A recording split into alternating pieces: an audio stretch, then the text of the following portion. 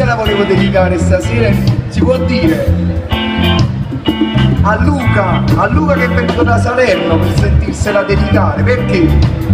Secondo voi perché un uomo si vuole far dedicare femmina? Che l'ha lasciata guagliona. Facciamo un applauso a Luca perché l'ha lasciata guagliona, vai!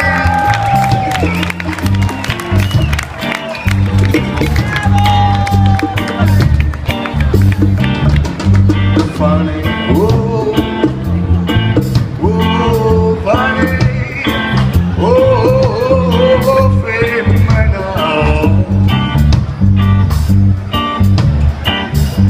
Tu sei che sei una femmina, tu sei una grande femmina, ma non sei femmina per me, perché tu pensi solamente a te, e non guarda in faccia a nessuno, se non è come dici tu, mi dici non ti voglio più, fai schifo e non ci parlo più, con te, sei te, ma tanto già lo so che poi mi cerchi su Facebook, tramite qualche amico, qualche trucco che sai tu non è possibile,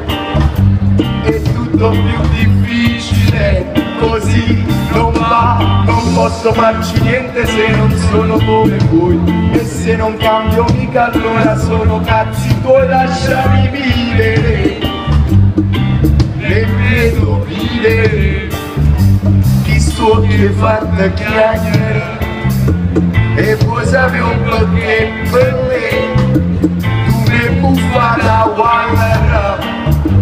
e fatti dopo lei con me, vai pensando a te, stiamo ancora sotto la luna, è bella meno fosse una luna, ogni che cura me ne venga piano piano, e che mi trema mano, poi te vogliamo andare a fare una femmina, tu sei una grande femmina, ma non sei femmina per me, perché se non sono degno di te, con me, ma che venga a vedere, dai,